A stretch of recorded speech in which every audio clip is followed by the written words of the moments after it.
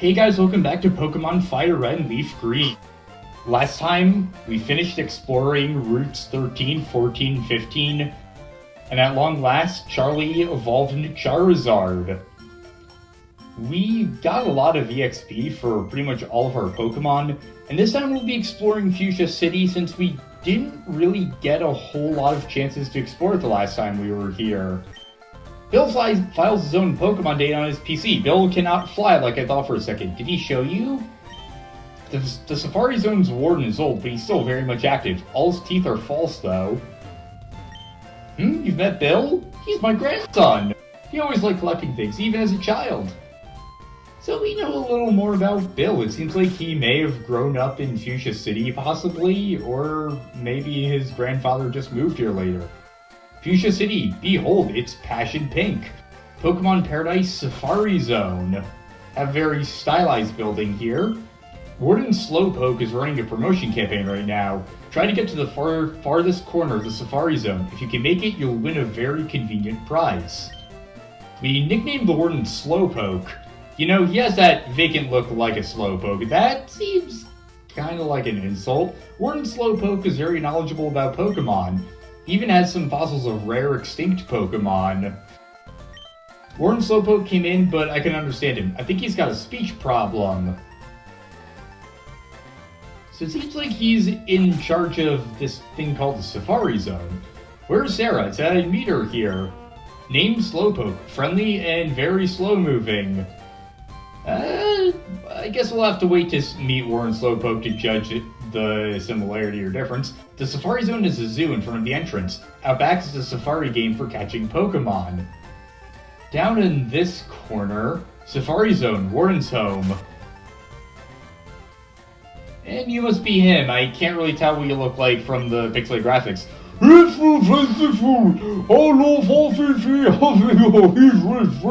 No.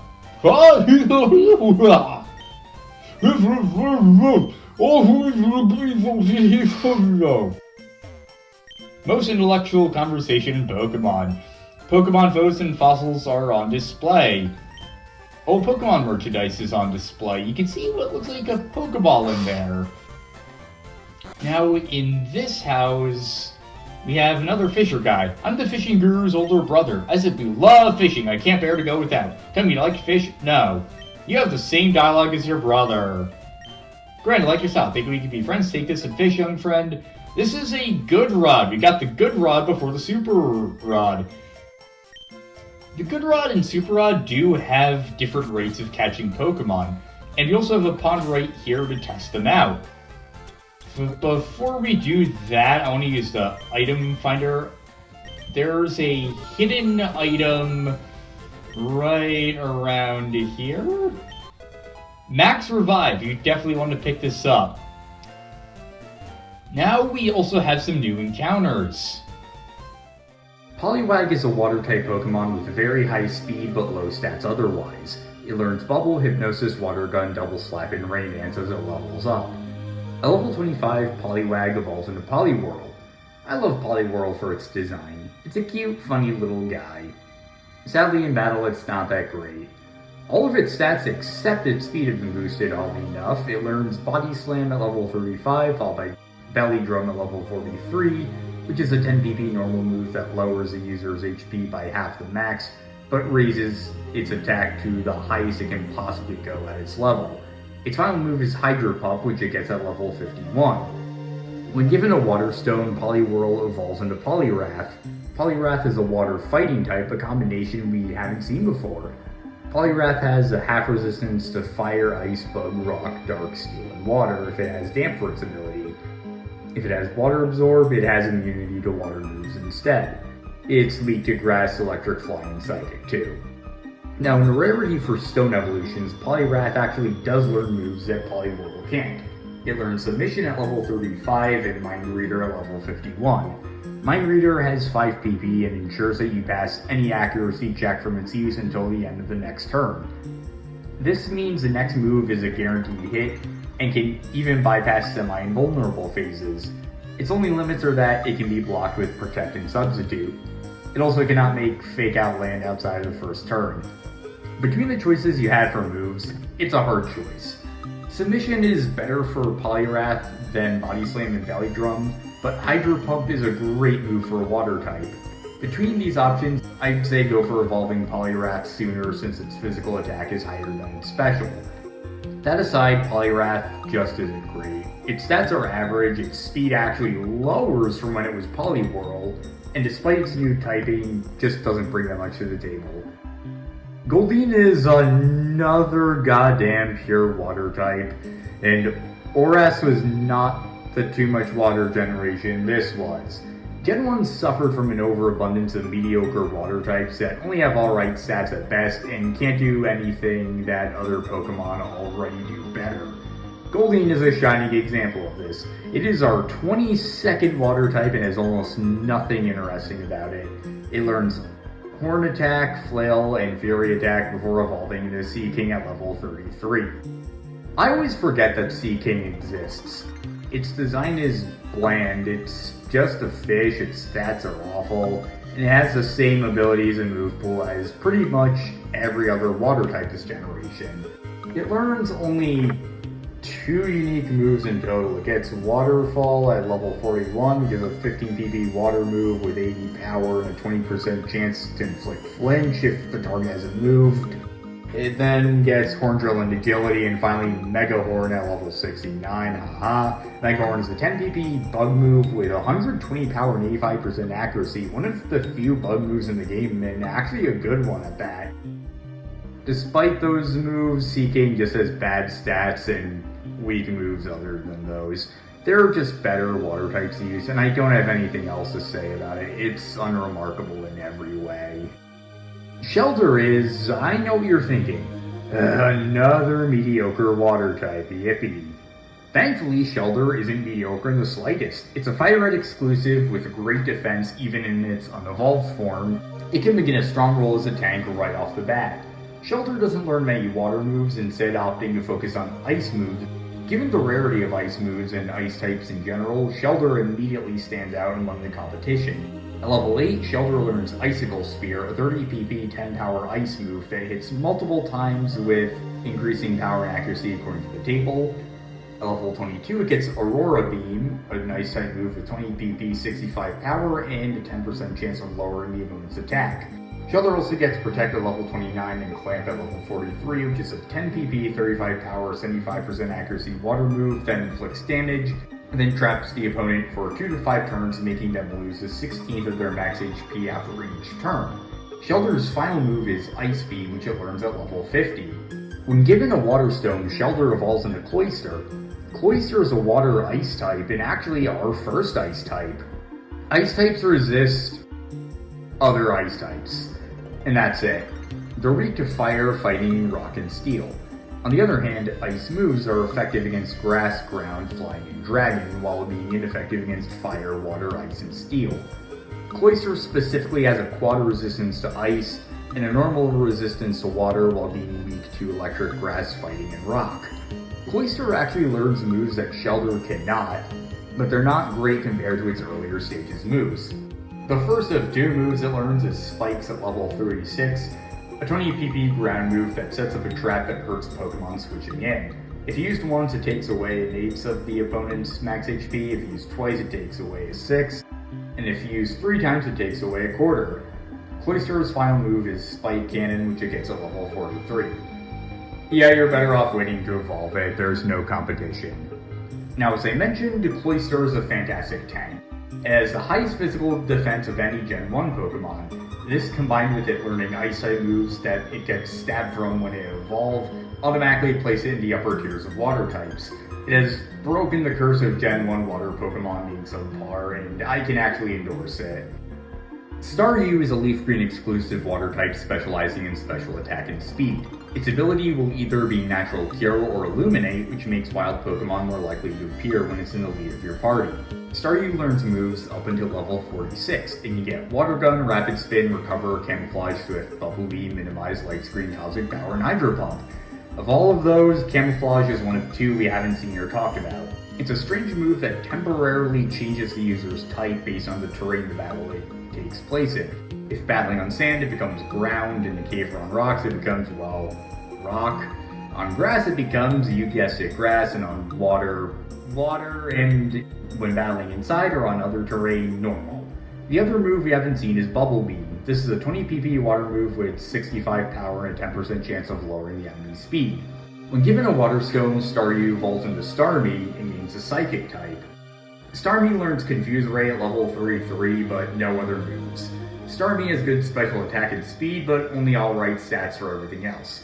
If you choose it, it's another Pokemon that benefits from TMs because of how few Water and Psychic moves it learns. Fuchsia City has what I'm going to refer to as Table 1 for the Good Rod. There's a 60% chance of a level 5 to 15 Poliwag, a 20% chance of level 5 to 15 Goldeen, and a 20% chance of level 5 to 50 Magikarp. These rates are shared with Viridian City, Route 6, 22, and 25. If you use a Super Rod, then there's a 40% chance of level 5 to 15 Goldeen, a 40% chance of a level 20 to 30 Seaking, a 50% chance of level 15 to 25 Gyarados, and in FireRed, a 5% chance of a level 15 to 35 Psyduck, and this is a Slowpoke in LeafGreen. Name Chansey, catching one is all up to chance. Name Voltorb, the very image of a Pokeball. Even if you don't catch these Pokemon, seeing that image pop up with the text counts as you seeing it for your Pokedex. So your scene counter does go up. That item ball in there, were you wanting that? Me too. Huh? That's a Pokemon? So this is the zoo we've heard about. Name Lapras, aka the King of the Seas. Do you try the Safaris game? There's some rare Pokemon that can only be caught there. Let's pick up some new items here. Don't they have any pennants promoting the Safari Zone? How about some paper lanterns? Aren't there even any calendars? Buddy, this is for Pokemon goods. Do you try X-Speed? It speeds up a Pokemon in battle.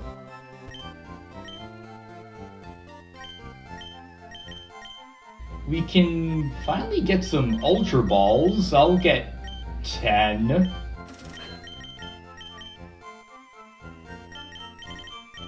I'll get some Super Potions too.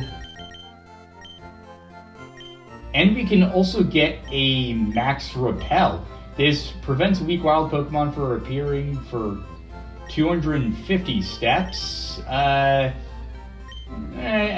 think I'll get 10. Yeah, that seems good.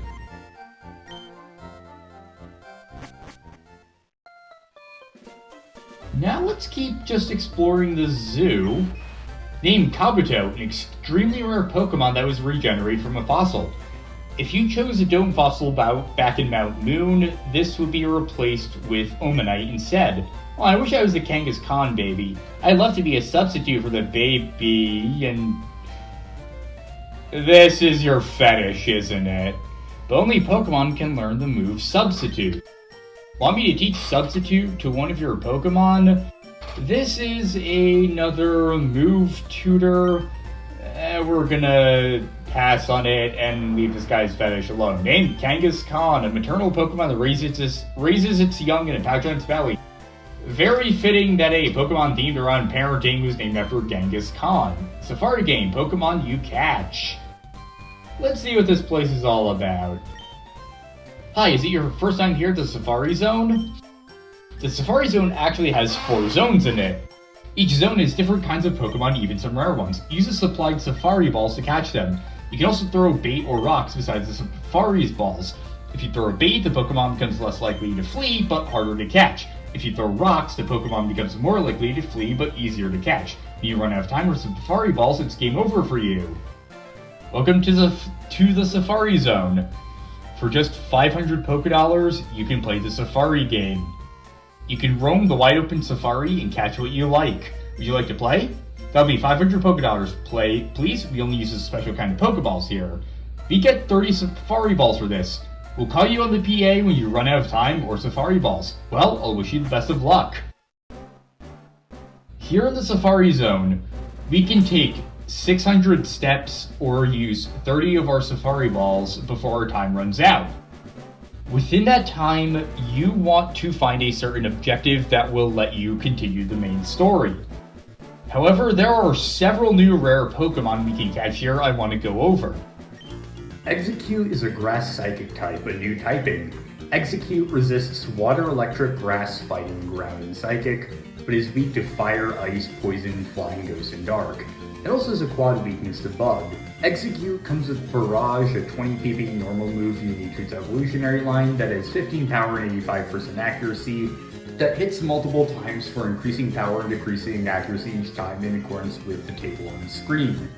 It can also get Hypnosis, Uproar, Reflect, Leech Seed, Confusion, Stun Spore at level 25, Poison Powder at level 31, Sleep Powder at level 37, Solar Beam at level 43, a 10 PP, 120 power grass move in which the user charges up an attack at the first turn before unleashing it on the second. When given a Leaf Stone, Exeggcute evolves into Exeggutor. Exeggutor learns 2 moves as it levels up that Exeggcute cannot. Stomp at level 19 and Egg Bomb at level 31, a 10 PP, 100 power, 75% accuracy normal move. Exeggutor is one of 2 evolutionary chains that can learn it, but I think the moves it can learn as Exeggcute are far better in the long run. I would pass on Egg Bomb and instead wait for Exeggcute to learn Solar Beam before you evolve it. Overall, Exeggutor is one of the best grass type this generation, with great special attack, among the highest of Gen 1, and decent HP and attack. Its major weakness is its low speed, but its base stats are still really good. Rhyhorn is a ground rock Pokemon with good physical stats and HP, but low special stats and speed.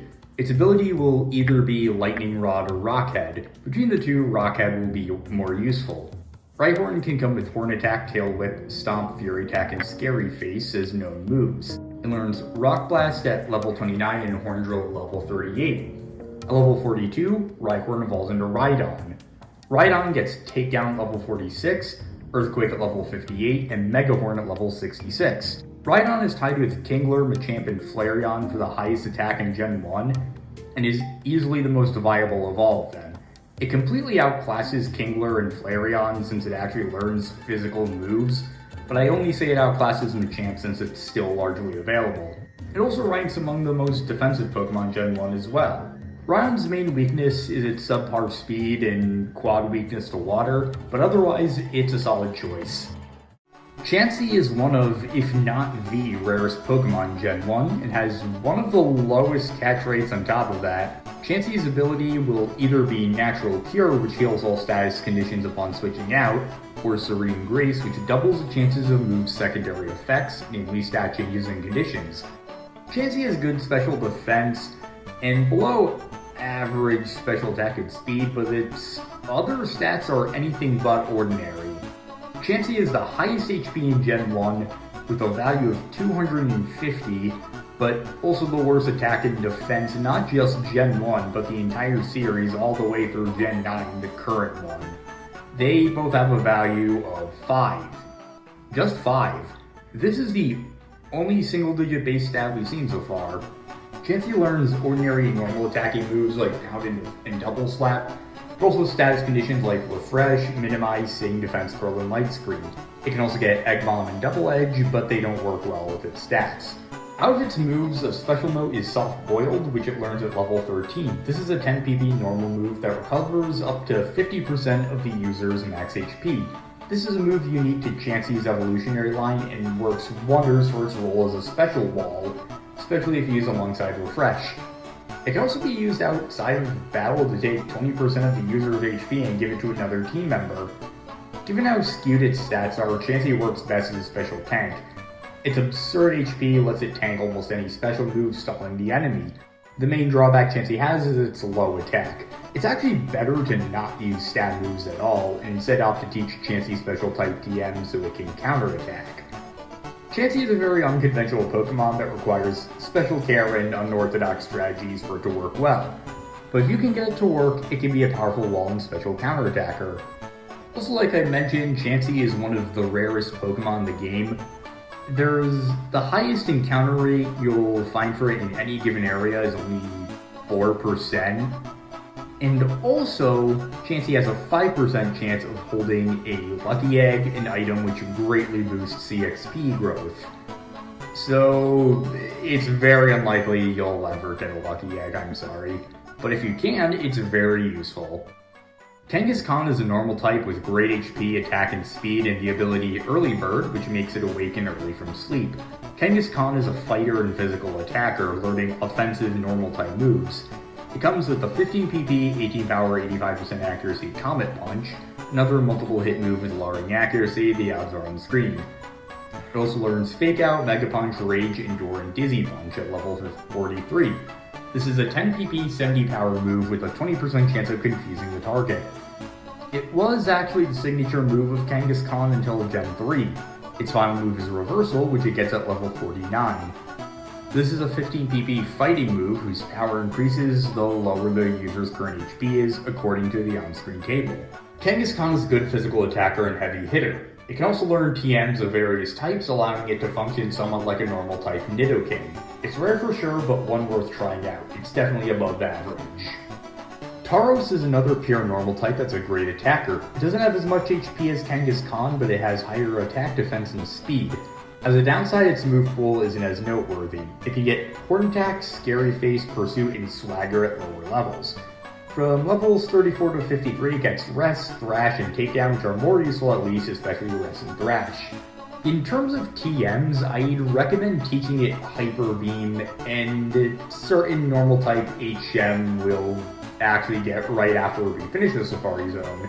Even though it has a subpar move pool, its stats still make it worth trying out. I'd consider Tauros to be above average just like Kangaskhan, so it's another one I would definitely recommend.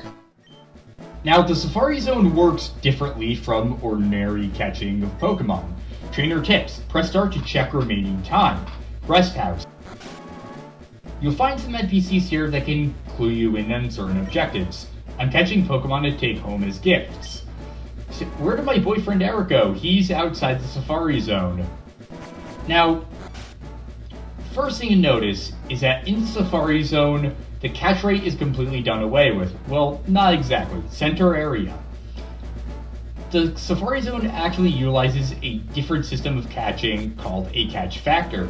A Pokemon's catch rate is multiplied by 100 and then divided by 1275. Area 1, west of center area. The result of that calculation is rounded down to receive a catch factor. The odds of this are displayed on screen.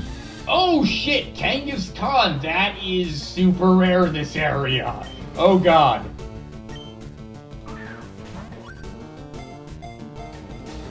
Yeah, go figure. Okay. Now, making the Safari Zone and its catch factor is even more confusing. When a ball is thrown, the catch factor is converted back into a catch rate sort of by multiplying by 1275, the result divided by 100 and rounding down. This ultimately results in a modified catch rate that in some cases makes it harder or easier to catch a Pokemon. Making it even more confusing, there's also a flee rate ranging from 5 to 45% chance. What? Yeah! I have never had such good luck catching Kangaskhan before.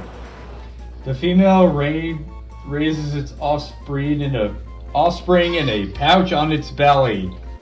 It is skilled at attacking using Comet Punch. Give a name to the captured Kangaskhan. Okay.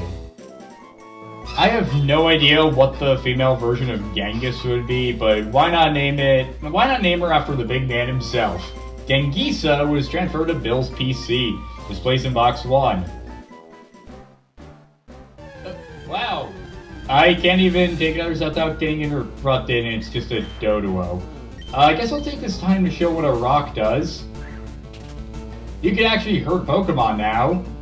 This makes the Doduo easier to catch, but also more likely to flee, as was mentioned.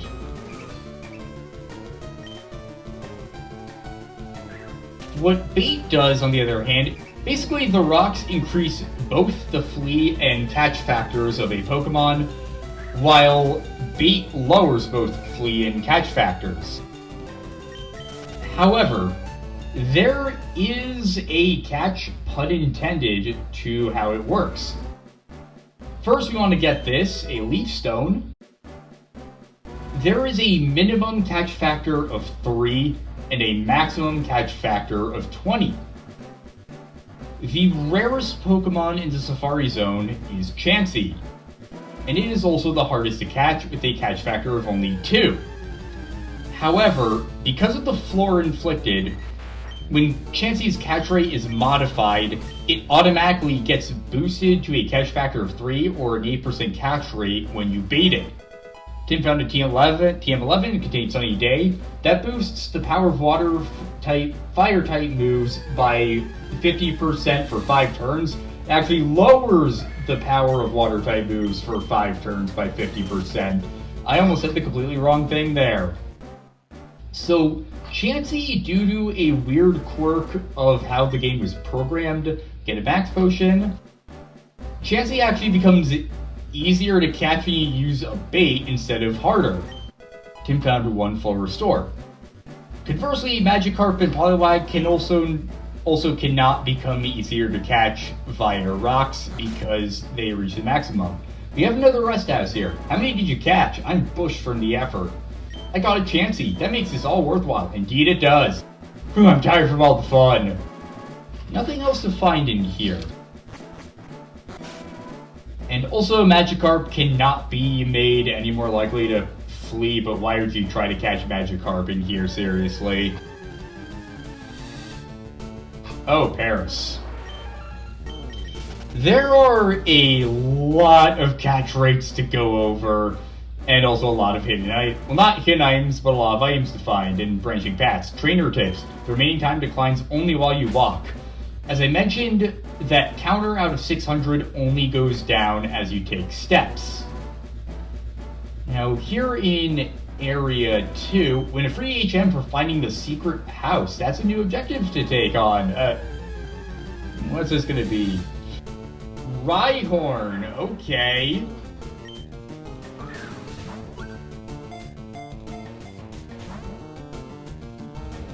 And it fled. Trainer tips, Pokemon high and tall grass, Exeggutor grassy areas to flush them out. So, while we're going through this area, I'm going to attempt to get out all the catch rates in the Safari Zone. Each area has different rates. The center area, you have a 20% chance of running into a level 25 Exeggcute, a 20% chance of running into a level 20 to 25 Rhyhorn, a 50% chance of running into a level 22 Venonat, a 5% chance of running into a level 30 Parasect, and a 1% chance of running into a level 23 Chansey. Now in FireRed, you have a 20% chance of running into a level 22 Nidoran male, while in LeafGreen, this is a Nidoran female. There's a 10% chance in FireRed of a level 31 Nidorino. This is a Nidorina in LeafGreen. In FireRed, there's a 5% chance of a level 31 Nidorina. In LeafGreen, it's a Nidorino. And finally, in FireRed, there's a 4% chance of a level 23 Scyther. This is a Pinsir LeafGreen, and finally caught Rhyhorn.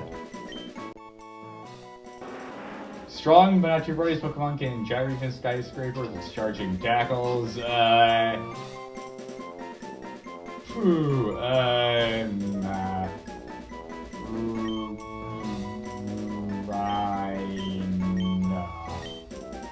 Yeah, it looks good.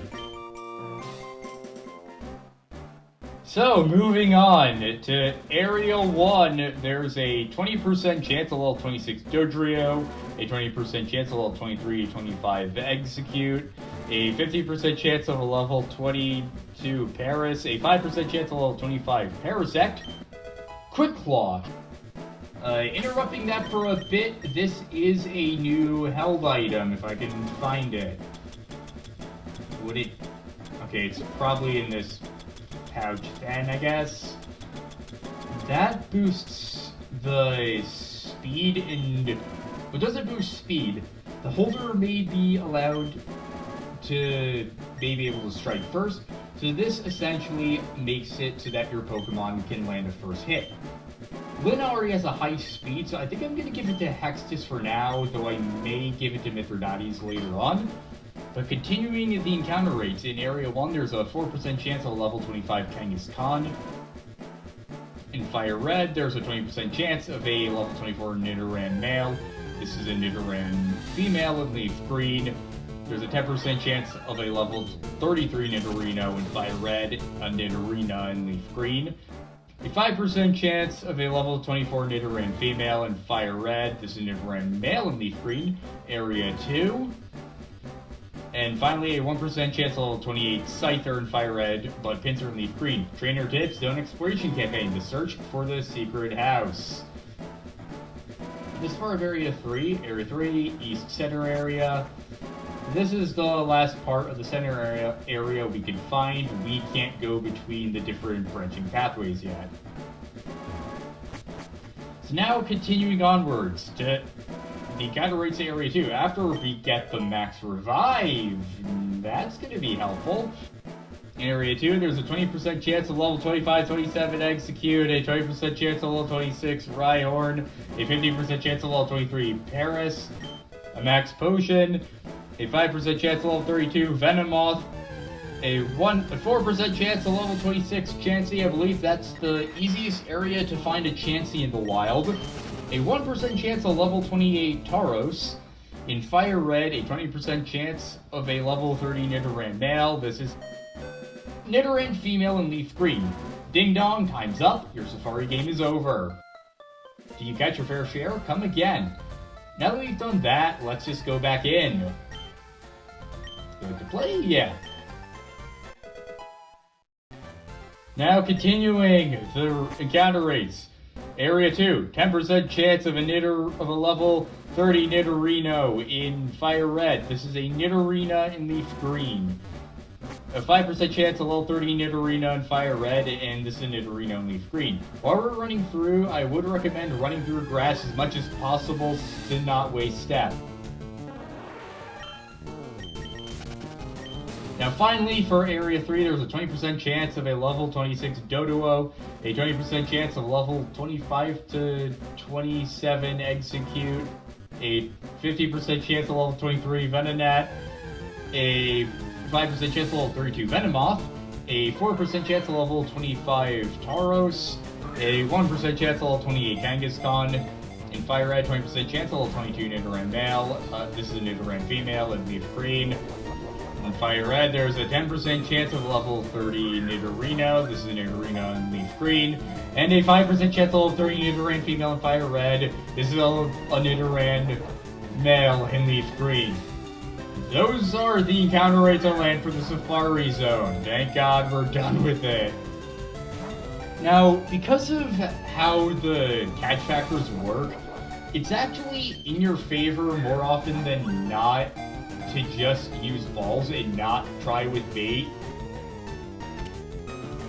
I'll give them credit for trying to implement a system that's different from the usual catching rates, but the Safari Zone is often panned for being an interesting idea, not that well implemented.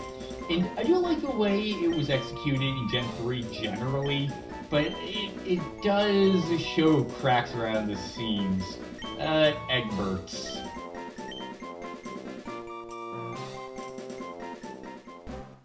Like I said, I do think that Safari Zone is a fun area, but it does show its cracks around the seams, and it was even more broken and unintelligible in Gen 1. But then again, Pokemon Red and Blue were so terribly programmed, it's a surprise they even managed to run normally. No shade at them, they did a lot and cemented so much of what the franchise would be, but dear God, they were programmed terribly. Also, no shame to the developers either. I'll show what the bait does, I guess. Well, talk about ironic. It just immediately fled. TM47 Steel Wing. What does that do? I know that's a good move. but I don't exactly remember what it does. That's definitely a Steel-type move, it has to be. Steel Wing, the foes hit with the wings of steel may also raise users' defense. We're gonna want to hold on to that, damn. We're gonna want to hold on to that, damn. Now, continuing onwards. Rest House. There's another one of these, and we're still quite a bit way into the Safari Zone. My EV evolved in Flareon, but friend's EV turned into Vaporeon. I wonder why. You can keep any item you find in the Safari Zone, but you'll run out of time if you try for all of them at once. Go to the deepest part of the Safari Zone. You will win a prize. The Safari Zone's huge, wouldn't you say? Fuchsia's gym leader, Koga, patrols the grounds every so often. Thanks to him, we can play here knowing that we're safe. We still have over half of our steps left, but we haven't found this secret house. Tim found a protein. This is another vitamin that boosts one of our Pokemon's attack. I am going to give this to Mithridates.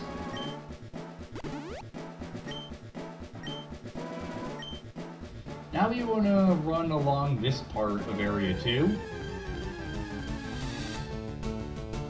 Wild Rhyhorn appeared. Got away safely. Wait. Trainer tips, a secret house is still ahead.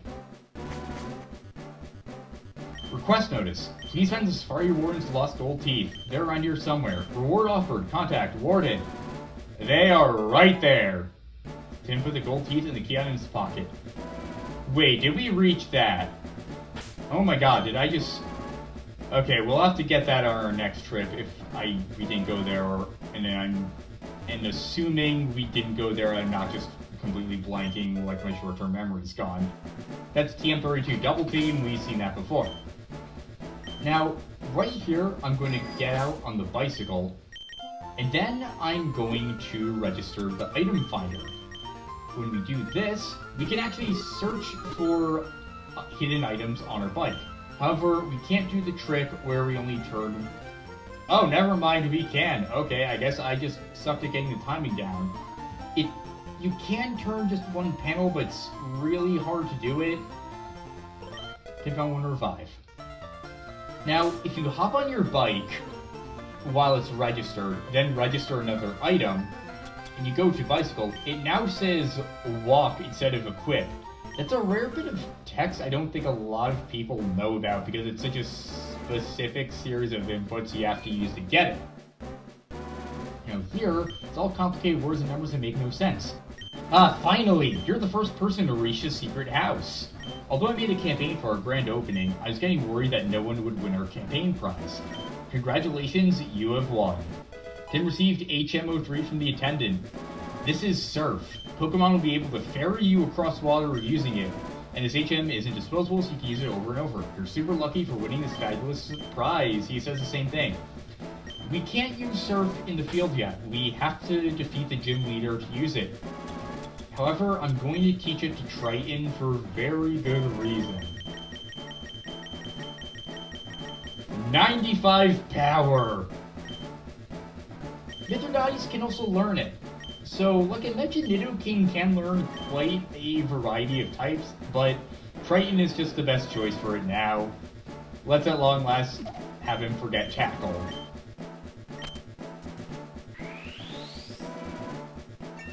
Triton learns Surf.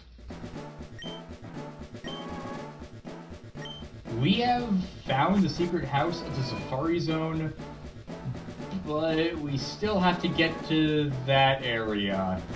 Assuming I didn't accidentally miss anything. And we can't even use Surf to get across the water.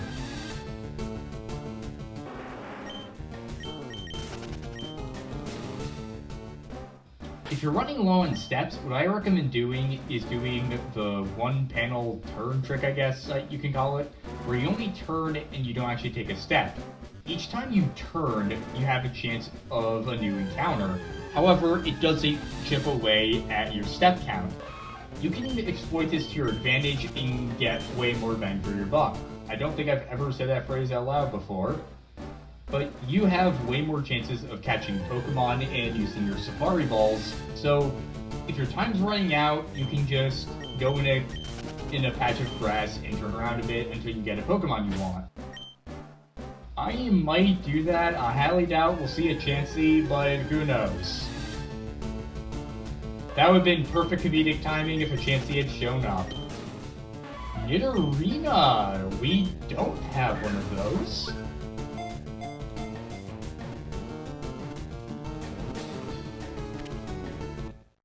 Wow! Nidorina's name down as a Pokedex. I wasn't planning on catching one, but I won't complain.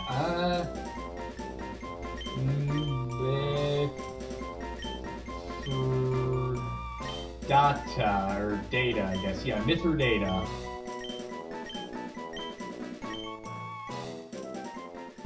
Well, that's a new Pokemon, and our 4th catch.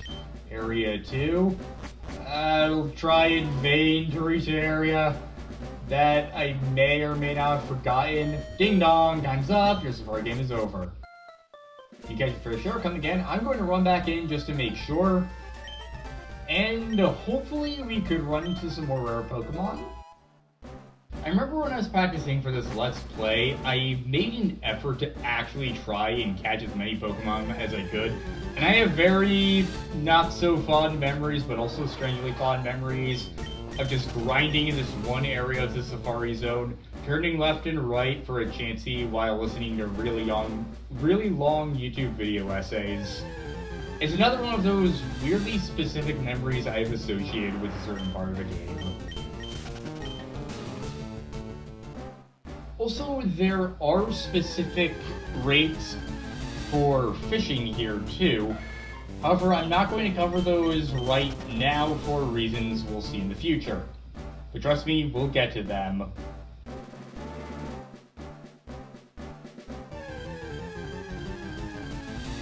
I went the wrong way and fucking ignored it again, didn't I? God damn me. Okay, Rest House, here we go. This is sort of a red herring secret house, since you might think it is one. Tossing rocks Pokemon might make them run, but they'll be easier to catch. Using bait will make Pokemon more like a stick around they get, I didn't catch that, if they get busy eating. I hiked a lot, but I didn't see any Pokemon I wanted. That's a mood right there. And that's it for the Safari Zone. So I guess there's no harm in seeing if we can't catch anything else. Venonat. Okay.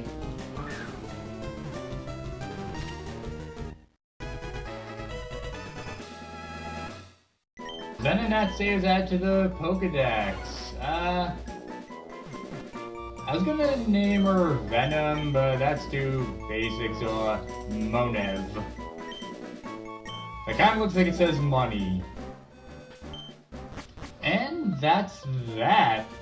Let's see how much we're at 40 Pokemon and exactly 100 Pokemon seen. We're moving our way up in the world.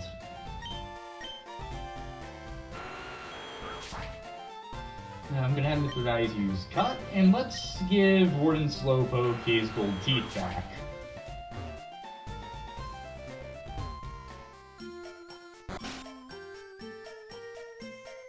Here you go. Tim gave the gold teeth to the Warden.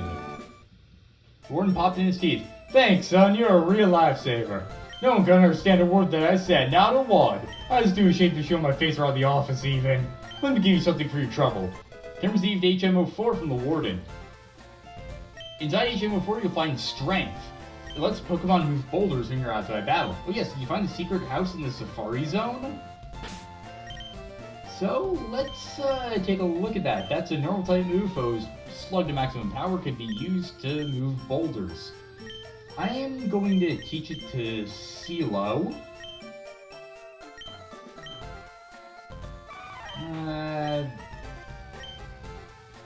I think I'll get rid of Focus Energy for this.